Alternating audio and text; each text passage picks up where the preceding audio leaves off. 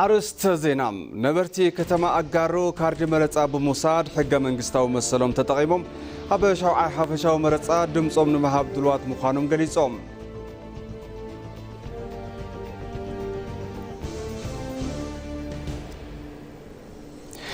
ኢትዮጵያ በርባሕር ንምርካብ ትገብሮ ዲፕሎማሲያዊ ምንቅስቃስ መጥቃዕቲ ግብጺ ኣብ ምክልኻል ዘድሃበ ክኸውን ከም ዝግባእ ምሁራን ገሊጾም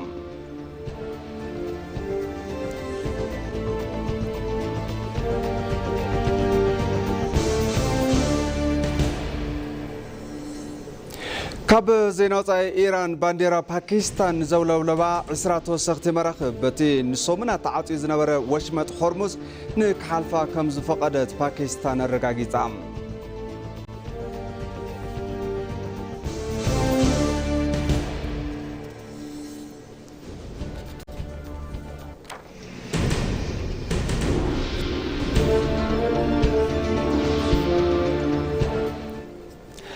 سلام زخوركم تملكتنا كما يتعلو لك ساعات شعات خوينو كم تلمود مع زينا حزنا متينا لنا زيناتات ندامرحكم ساخم صنحدما انا برهان فسام فلما بحصر زيناتات كنجمر مبل 23 وددر بحلي سبورت اثيوبيان مبل 19 فيستيفال بحلي سبورتن لو معنتي اب كتما حرر مكياد جميرم اب مخفتتي فيستيفال وددر رئيس ممحدار كل الحرري اوردين بدري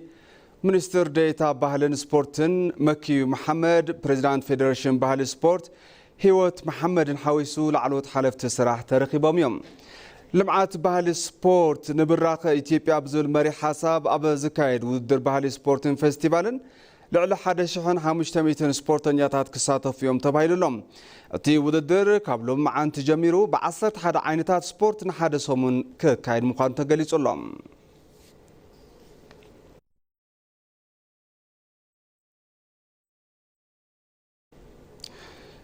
بعال ملوت زبن بهر سيداما فيتشي چنبلالا هبه كتما አዲስ አበባ ወዳጅነት አደባባይ ይخبرلهم ابتي بعال منستر بلان لمعاتن ፍጹመ ሰፋን لعلوت حلفت ስራሕ መንግስቲ ሰሙያ ኪነ ጥበብ ዓበይቲ ዓድን ዕድመ ዝተገበረሎም አጋይሽን ተረኺቦም እዮም ኣብዚ ዓመት ንሸውዓይ ግዜ ኣብ ከተማ አዲስ አበባ እናተኸበረ ዝርከብቲ በዓል ክብርታት ብዙሕነትን ሓድነትን እታ ከተማ ብዝበለጸ አጉሊሁ ዘርኢ ከም ዝኾነ ተሓቢሩ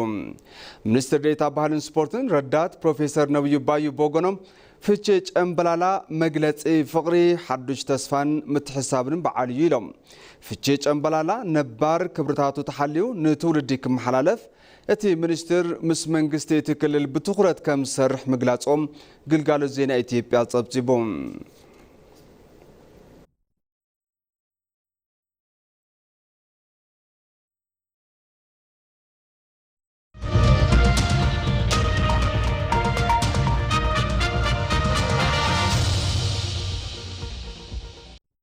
زينا مرصا نبرتي كتما أجارو كاردي مرصا بمصاد حق منجستاو مسلوم تتقيمهم أب شوعي حفشاوي مرصا دمصوم نمهاب دلوات مخانوم غليصوم لهم توم نبرتي شوعي حقراو مرصا بعوت مقدين خكايد قدوم كم زفصمون أرغاغيصوم يوم كم صبصاب ጉዳያት ኮሙኒኬሽን አጋሮ ዛጊድ ካርዲ ዘይወሰዱ ዜጋታት ካርዲ በሙሳድ ዝደለይዎ ፓርቲ ድምጾም ክቡ መልእክቶም አመሐላሊፎም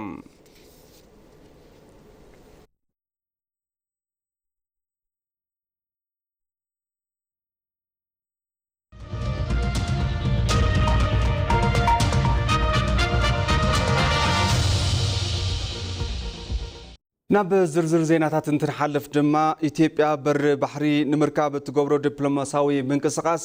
መጥቃዕቲ ግብጺ ኣብ ምክልኻል ዘድሃበ ክኸውን ከም ዝግባእ ምሁራን ገሊጾም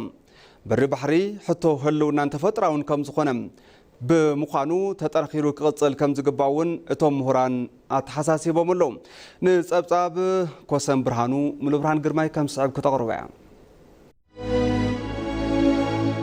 አውሽተ ስግግር ከም ዘላ ኣብዚ ዝረበላ ስርዓት ዓለም ውሽጢ ወሳኒ ቦታ እዩ ዞባ ምብራቅ አፍሪካ በተሳተፍቲ ፖለቲካን መንግስታዊ ካብ ዘይኮኑ ትካላት ብዝሓለፈ በተሳገርቲ ወሰን ተዋሳእቲ ዝዕጀብ ጂኦፖለቲካውን ምጣነ ሀብታውን ከምውን በባህሊ ድማ ኢተገማቲ ዞባ እዩ ኢትዮጵያ ቀንዲ ተዋሳእቲ ኮይና ትርከበሉ እዚ ቦታ ትማሊ ፍትሓዊ ብዝኾነ መንገዲ ዝሰኣነቱ ተፈጥሮአዊ ዝኾነ በር ባሕሪ ንምርካብ ሎሚ ኣብቲ ኣዝዩ ዝተሓላለኸን ኢተገማቲ ዝኾነ ዞባ ብመንፀር ኩለንተናዊ ተረባሕነትን ብብሔራዊ ድሕንነት ሕዚ ዘሎ ወለዶ ሂብካ ምቅባል ማእከል ብዝገበረ አካይዳ በር ባሕሪ ኢሉ ሓቲት እዩ አሁን ባለው ሁኔታ ውስጥ በተለይ ቀይ ባህርን በተመለከተ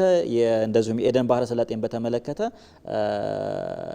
حزب زلو خناتات وشتي بفلاي قيح بحرن وشمت ايدنن بزملكت ازين زرحق هاجرات بزلون مسرة لمعات وسن بر بحرن قربا كوينانين تفطراوي جيوبوليتيكاوي مهداريو تبل ኢትዮጵያ خا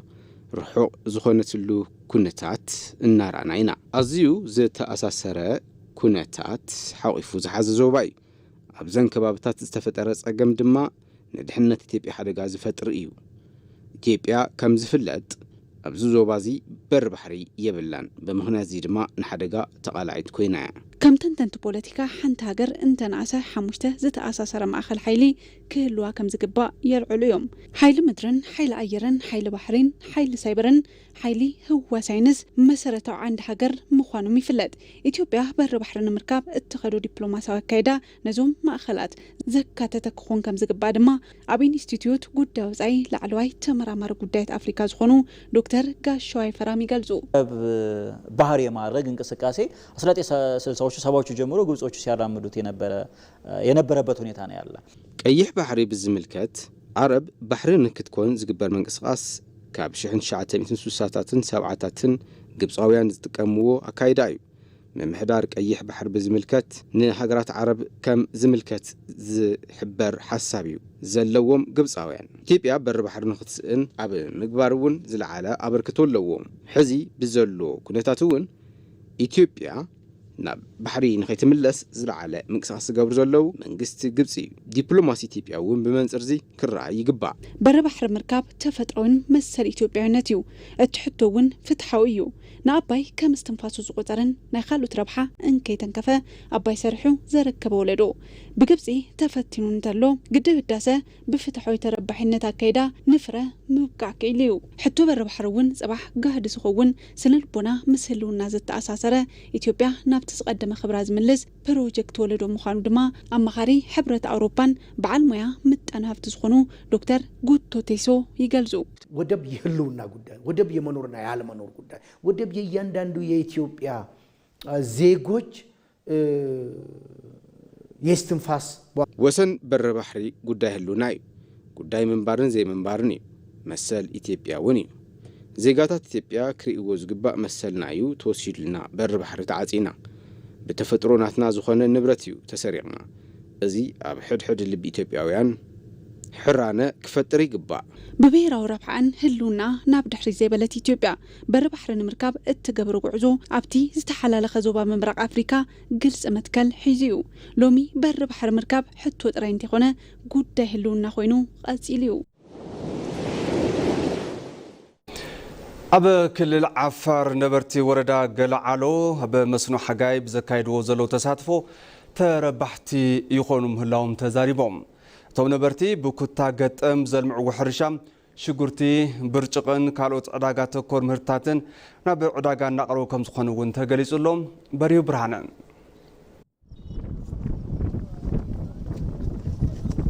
ኣብ ክልል ዓፋር ወረዳ ገላዓሎ ጣብያ ብዒዳ ነበርቲ ተኸባቢ ብማሕበር ተወዲቦም በሜላ ሕርሻ ክላስተር ኣብ መስኖ ሓጋይ እናተሳተፉ ይርከቡ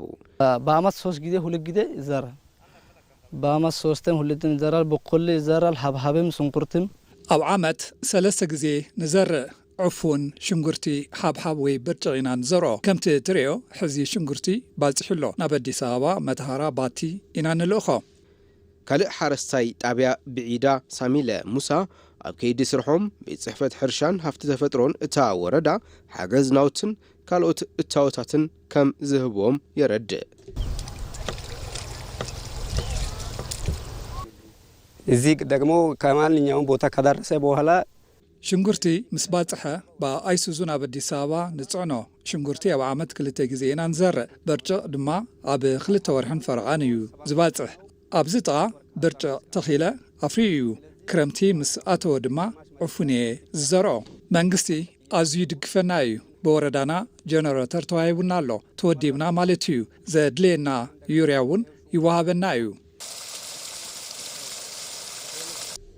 ወናኒ ከይዲ ስራሕ ኤክስቴንሽን ሕርሻ እታ ወረዳ ጀማል ሐሰን ኣብ ወረዳ ገላዕሎ ዘሎ ተሓራሳይ መሬት ብመስኖ ንኽለምዕ በትኩረት እናሰርሐ ከም ዝርከብ ይዛረቡ በወረዳችን ውስጥ በርካታ ቀበሌዎች ላይ እንደዚህ ያሉ ሰፋፊ እርሻ መሬቶችን ኣብ ወረዳና ኣብ ብርክት ዝበላ ጣብያታት ከም ዝበለ ሰፋሕቲ ሕርሻታት መስኖ እናልማዕና ንርከብ ኣብዚ ኸይዲ እዚ ብኤክስቴንሽን ሕርሻ ቢልና ሓድሽ ቴክኖሎጂ እናተኣታተና ነባራት ድማ ኣብ ሕርሻ ኣብ ምትግባር ገፊሕ ምንቅስቃስ እናካየድና ኢና ንርከብ እዚ ማለት ካብ ተጸባይነት ናብ ኣፍራይነት ብዝብል መርሃ ግብሪ ድሕሪ ለውጢ ኣብ ብዙሓት ጣብያታት እናሰርሕና ንርከብ ወረዳ ገላዕሎ 9,000 ሄክታር ተሓራሲ መሬት ዝውንንዩ ዝበሉ ሓላፊ ቤት ጽሕፈት ሕርሻን ልምዓት ሃፍቲ ተፈጥሮን ኣይተ ኢብራሂም ሞያሌ ከድር ሕዚ ልዕሊ 3,000 ሄክታር መሬት ብውልቀ ኢንቨስትመንትን ብሓረስቶትን ብመስኖ እናለምዐ ከም ዝርከብ የብርሁ ወረዳ ከ3,300 ሄክታር በላይ መሬት በኢንቨስተርና በአርሶ አደር እየተሰራ ነው ከም ወረዳ ልዕሊ 3,300 ሄክታር መሬት ብኢንቨስትመንት ብሓረስቶት ብመስኖ ለሚዑ ይርከብ ብኢንቨስትመንትን ብሓረስቶትን ዝፈረዩ ዝራእቲ ንምግላጽ ጡጥ ብርጭቆ ኮሚደረን ካልኦት ዝራእትን እናለምዑ ይርከቡ ኣብታ ወረዳ ቅድም ክብል ዝነበረ ኣብ ናይ ውልቀ ኢንቨስትመንት ሕርሻ ተቆፂርካ ናይ ምስራሕ ዝንባለ ብከይዲ እናተለወጠን ነበርቲ ተኸባቢ እውን ትሕዝቶ መሬቶም ብመስኖ ናብ ምልማዕ እናተሰጋገሩን መነባብሮኦም እናመሓየሹን ከም ዝርከቡ እቶም ሓላፊ ቤት ጽሕፈት ሕርሻን ሃፍቲ ተፈጥሮን ኣረዲኦም እዮም ተመልከትና ሕዝውን ዜናታትና ይቕጽሉ ናብ ዜና ወጣ ክሰግር ኢራን ባንዴራ ፓኪስታን ንዘውለውለባ 20 ተወሰኽቲ መራኽብ በቲ ንሶምናት ዓጽዩ ዝነበረ ወሽመጥ ሆርሙዝ ክሓልፋ ከም ዝፈቐደት ፓኪስታን ኣረጋጊጻ ሚኒስትር ጉዳያት ወጻኢ ፓኪስታን ኢሻቅ ዳር ኣብ ማሕበራዊ ገጾም ዘበስፈርዎ መልእኽቲ ነቲ ውሳነ ዘረጋገጹ እንትኸውን እዚ ናይ ኢራን ስጉምቲ ንምርግጋዕ እቲ ዞባ ዝሕግዝ ምዃኑ እዮም ገሊጾም ዘሎም ፓኪስታን ኣብ ዙርያ ጎንፂ ማእኸላይ ምብራቕ ኣድሂቡ ሎሚ ሰንበት ዝካየድ ኣኼባ ንምትእንጋድ መርሃ ግብሪ መሓዛት ሓቢሩሎም ወሽመጥ ሆርሙዝ ቅድሚ ሓደ ወርሒ ብዝተለዓለ ኩናት ምኽንያት ካብ ወርሒ መጋቢት እትሒዙ ተዓጽዩ ጸኒሑ እዩ እቲ ጎንፂ ቅድሚ ምፍጣሩ ኣብ ሓደ መዓልቲ ከባቢ 138 መራኽብ ብወሽመጥ ሆርሙዝ ኣቢለን ይሓልፋ ከም ዝነበራ ድማ መረዳእታታት የመላኽቱ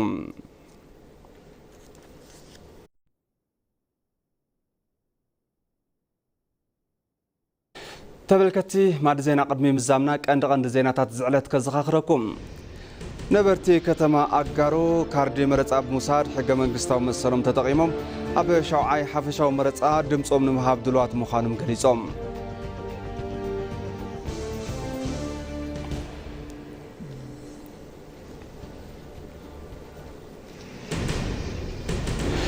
ኢትዮጵያ በሪ ባሕሪ ንምርካብ እትገብሮ ዲፕሎማሲያዊ ምንቅስቓስ መጥቃዕቲ ግብፂ ብምክልኻል ዘድሃበ ክኸውን ከም ዝግባእ ምሁራን ገሊፆም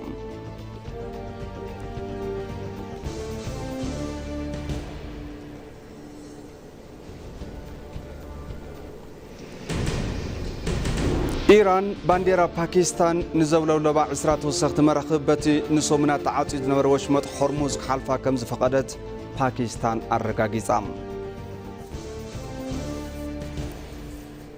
مباركة تملكتي نسعى زحزنا مزينات بزازي منا سلامك تالكم أزينا نمسكن سلام